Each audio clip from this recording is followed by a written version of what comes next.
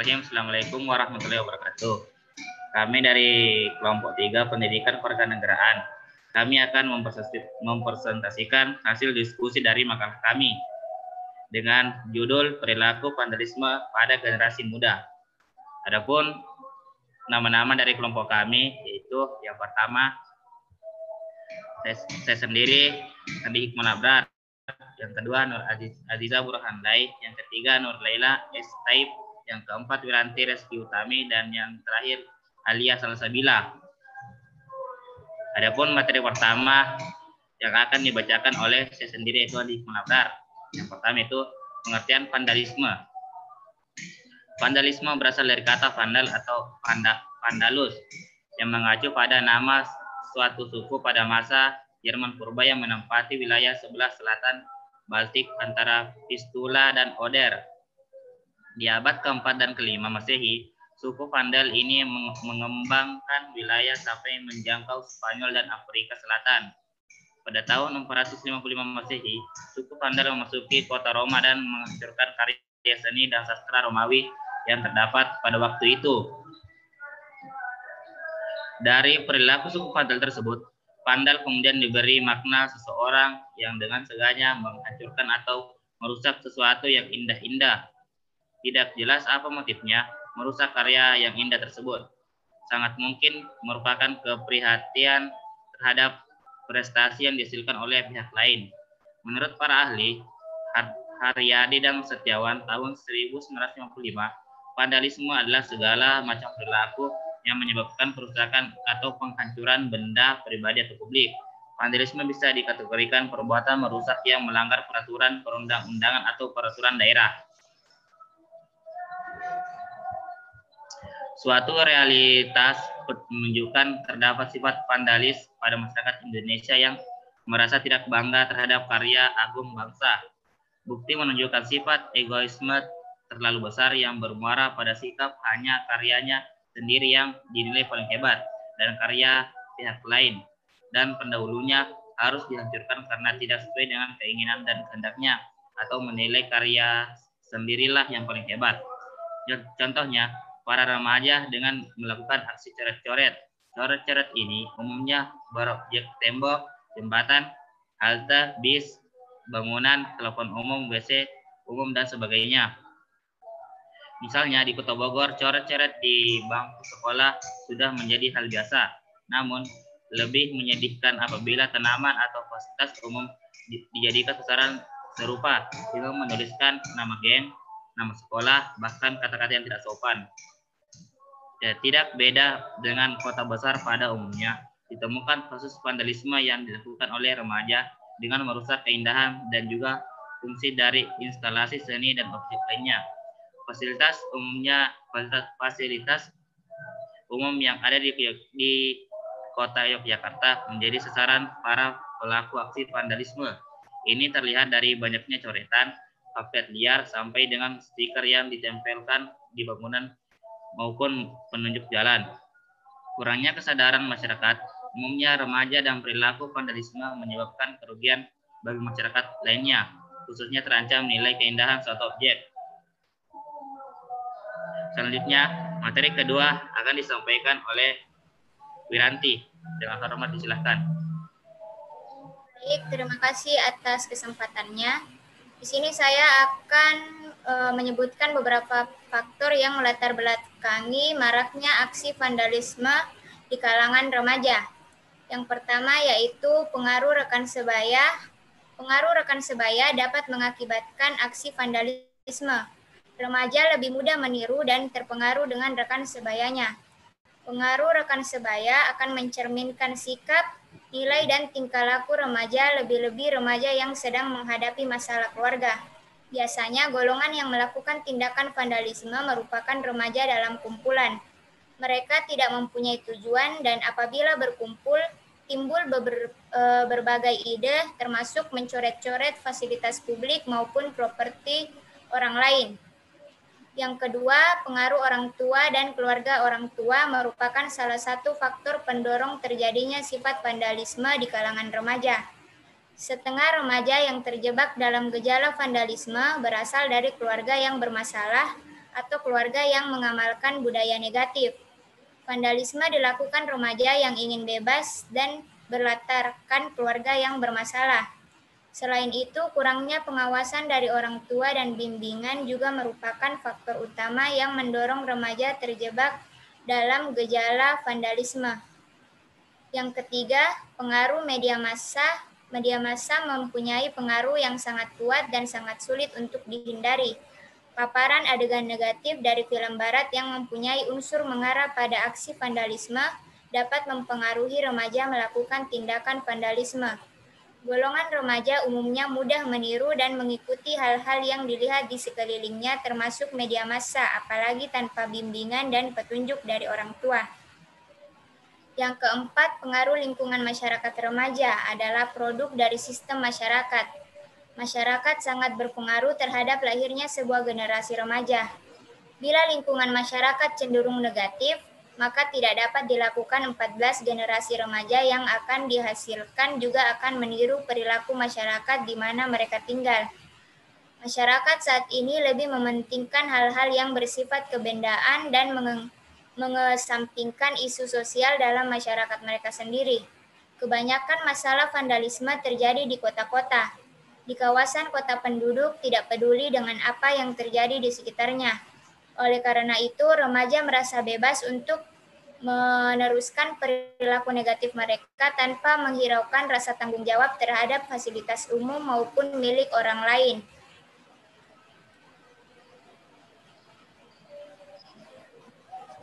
Itulah tadi paparan materi yang disampaikan oleh Wiranti. Terus selanjutnya materi akan disampaikan oleh Aziza. Dengan hormat disilahkan. Ya, terima kasih. Saya akan menjelaskan tentang bentuk-bentuk vandalisme. Yang pertama, Assalamualaikum warahmatullahi wabarakatuh. Kami dari kelompok 3 Pendidikan Kewarganegaraan. Kami akan mempresentasikan hasil diskusi dari makalah kami dengan judul Perilaku Vandalisme pada Generasi Muda. Adapun nama-nama dari kelompok kami yaitu yang pertama saya sendiri Andi Hikman Abrar, yang kedua Nur Aziza Burhanlai, yang ketiga Nur Laila S. Taib, yang keempat Wiranti Reski Utami, dan yang terakhir Alia Salsabila. Adapun materi pertama yang akan dibacakan oleh saya sendiri yaitu Andi Hikman Abrar. Yang pertama itu pengertian vandalisme. Vandalisme berasal dari kata vandal atau vandalus yang mengacu pada nama suatu suku pada masa Jerman purba yang menempati wilayah sebelah selatan Baltik antara Vistula dan Oder. Di abad keempat dan kelima Masehi, suku Vandal ini mengembangkan wilayah sampai menjangkau Spanyol dan Afrika Selatan. Pada tahun 455 Masehi, suku Vandal memasuki kota Roma dan menghancurkan karya seni dan sastra Romawi yang terdapat pada waktu itu. Dari perilaku suku Vandal tersebut, vandal kemudian diberi makna seseorang yang dengan sengaja menghancurkan atau merusak sesuatu yang indah-indah. Tidak jelas apa motifnya merusak karya yang indah tersebut. Sangat mungkin merupakan keprihatinan terhadap prestasi yang dihasilkan oleh pihak lain. Menurut para ahli, Haryadi dan Setiawan tahun 1955, vandalisme adalah segala macam perilaku yang menyebabkan perusakan atau penghancuran benda pribadi atau publik. Vandalisme bisa dikategorikan perbuatan merusak yang melanggar peraturan perundang-undangan atau peraturan daerah. Suatu realitas menunjukkan terdapat sifat vandalis pada masyarakat Indonesia yang merasa tidak bangga terhadap karya agung bangsa. Bukti menunjukkan sifat egoisme terlalu besar yang bermuara pada sikap hanya karyanya sendiri yang dinilai paling hebat dan karya pihak lain dan pendahulunya harus dihancurkan karena tidak sesuai dengan keinginan dan kehendaknya atau menilai karya sendirilah yang paling hebat. Contohnya, para remaja dengan melakukan aksi coret-coret. Coret-coret ini umumnya berobjek tembok, jembatan, halte, bis, bangunan, telepon umum, WC umum, dan sebagainya. Misalnya di Kota Bogor, coret-coret di bangku sekolah sudah menjadi hal biasa. Namun, Lebih menyedihkan apabila tanaman atau fasilitas umum dijadikan sasaran serupa, dengan menuliskan nama geng, nama sekolah, bahkan kata-kata yang tidak sopan. Ya, tidak beda dengan kota besar pada umumnya, ditemukan kasus vandalisme yang dilakukan oleh remaja dengan merusak keindahan dan juga fungsi dari instalasi seni dan objek lainnya. Fasilitas umum yang ada di Kota Yogyakarta menjadi sasaran para pelaku aksi vandalisme. Ini terlihat dari banyaknya coretan, pamflet liar, sampai dengan stiker yang ditempelkan di bangunan maupun penunjuk jalan. Kurangnya kesadaran masyarakat, umumnya remaja, dan perilaku vandalisme menyebabkan kerugian bagi masyarakat lainnya, khususnya terancam nilai keindahan suatu objek. Selanjutnya, materi kedua akan disampaikan oleh Wiranti. Dengan hormat disilahkan. Baik, terima kasih atas kesempatannya. Di sini saya akan menyebutkan beberapa faktor yang melatar belakangi maraknya aksi vandalisme di kalangan remaja. Yang pertama yaitu pengaruh rekan sebaya. Pengaruh rekan sebaya dapat mengakibatkan aksi vandalisme. Remaja lebih mudah meniru dan terpengaruh dengan rekan sebayanya. Pengaruh rekan sebaya akan mencerminkan sikap, nilai, dan tingkah laku remaja, lebih-lebih remaja yang sedang menghadapi masalah keluarga. Biasanya golongan yang melakukan tindakan vandalisme merupakan remaja dalam kumpulan. Mereka tidak mempunyai tujuan dan apabila berkumpul, timbul berbagai ide termasuk mencoret-coret fasilitas publik maupun properti orang lain. Yang kedua, pengaruh orang tua dan keluarga orang tua merupakan salah satu faktor pendorong terjadinya sifat vandalisme di kalangan remaja. Setengah remaja yang terjebak dalam gejala vandalisme berasal dari keluarga yang bermasalah atau keluarga yang mengamalkan budaya negatif. Vandalisme dilakukan remaja yang ingin bebas dan berlatarkan keluarga yang bermasalah. Selain itu, kurangnya pengawasan dari orang tua dan bimbingan juga merupakan faktor utama yang mendorong remaja terjebak dalam gejala vandalisme. Yang ketiga, pengaruh media massa. Media massa mempunyai pengaruh yang sangat kuat dan sangat sulit untuk dihindari. Paparan adegan negatif dari film barat yang mempunyai unsur mengarah pada aksi vandalisme dapat mempengaruhi remaja melakukan tindakan vandalisme. Golongan remaja umumnya mudah meniru dan mengikuti hal-hal yang dilihat di sekelilingnya termasuk media massa, apalagi tanpa bimbingan dan petunjuk dari orang tua. Yang keempat, pengaruh lingkungan masyarakat remaja adalah produk dari sistem masyarakat. Masyarakat sangat berpengaruh terhadap lahirnya sebuah generasi remaja. Bila lingkungan masyarakat cenderung negatif, maka tidak dapat dilakukan 14 generasi remaja yang akan dihasilkan juga akan meniru perilaku masyarakat di mana mereka tinggal. Masyarakat saat ini lebih mementingkan hal-hal yang bersifat kebendaan dan mengesampingkan isu sosial dalam masyarakat mereka sendiri. Kebanyakan masalah vandalisme terjadi di kota-kota. Di kawasan kota penduduk tidak peduli dengan apa yang terjadi di sekitarnya. Oleh karena itu, remaja merasa bebas untuk meneruskan perilaku negatif mereka tanpa menghiraukan rasa tanggung jawab terhadap fasilitas umum maupun milik orang lain.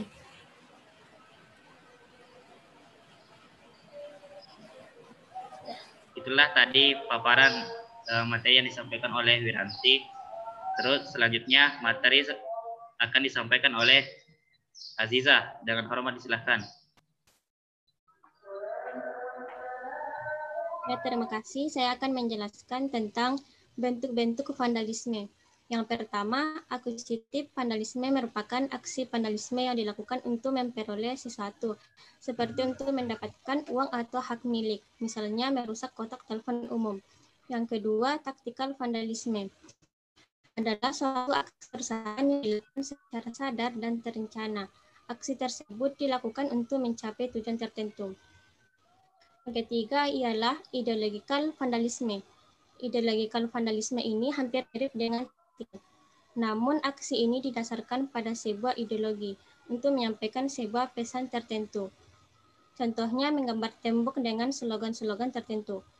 Yang keempat, vindicat vandalisme. Sindikat vandalisme ini adalah aksi perusakan yang bertujuan untuk balas dendam. Yang kelima, vandalisme. Vandalisme adalah aksi perusakan yang sengaja dilakukan semata-mata untuk sebuah permainan dan kesenangan. Yang keenam, malicious vandalisme, yaitu aksi perusakan yang merupakan ekspresi dari keputusasaan, kemarahan, terhadap suatu tindakan yang dilakukan rasanya sangat kejam, tidak dari kemanusiaan. Perilaku vandalisme sangat meresahkan warga karena aksi yang bermula dari sekedar iseng berkembang menjadi perilaku yang anarkis. Misalnya, merusakan fasilitas umum, besar ringan ataupun berat tetap saja pada akhirnya menimbulkan gangguan kerugian terhadap ketertiban dan sekitarnya. Tingkat yang lebih berat adalah dari vandalisme ialah ketika perbuatan tersebut tidak hanya untuk merusak atau menghancurkan, tetapi juga disertai niat untuk menjarah.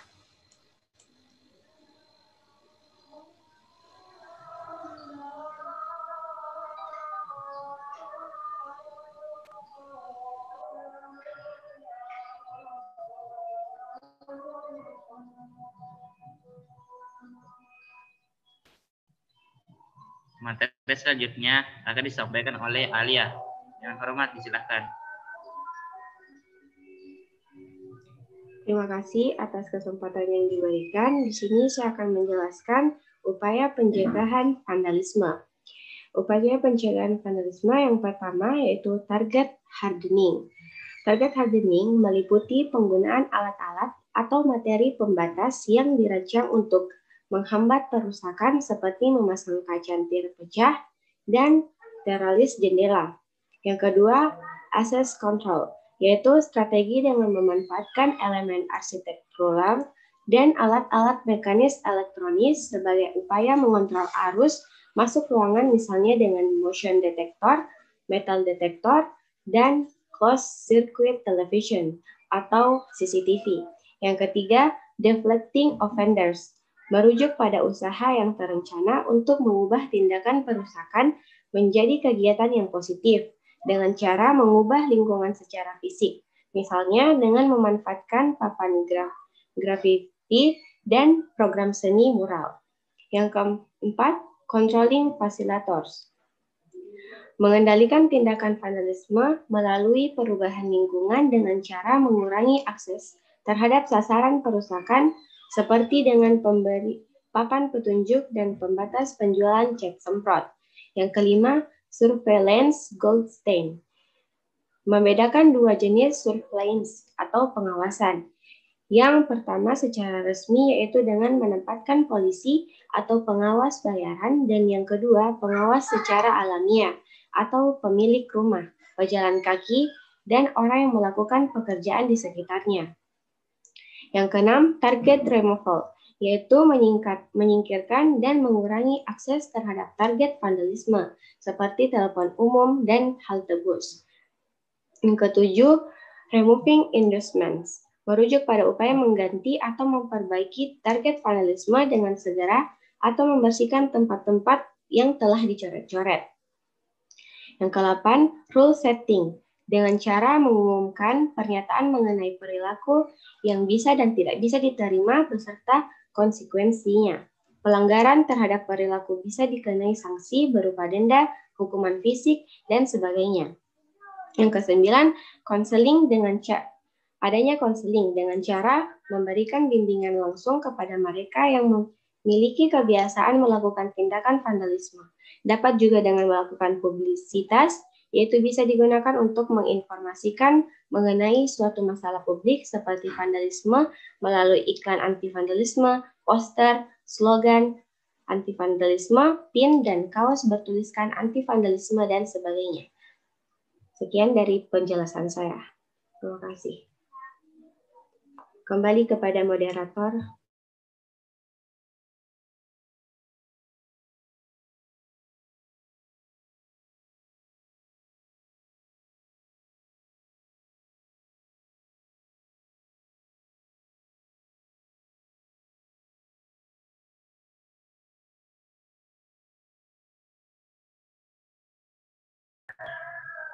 Ya, itulah tadi penjelasan dari Salsabila. Selanjutnya akan dilanjutkan oleh Nur Laila. Dengan hormat disilahkan. Baik, terima kasih atas kesempatannya. Saya akan menjelaskan perbedaan antara vandalisme dan grafiti. Vandalisme yaitu tindakan tujuan untuk merusak benda-benda milik orang lain. Jadi vandalisme itu sendiri tidak hanya mencoret-coret tembok, akan tetapi segala perbuatan merusak fasilitas umum.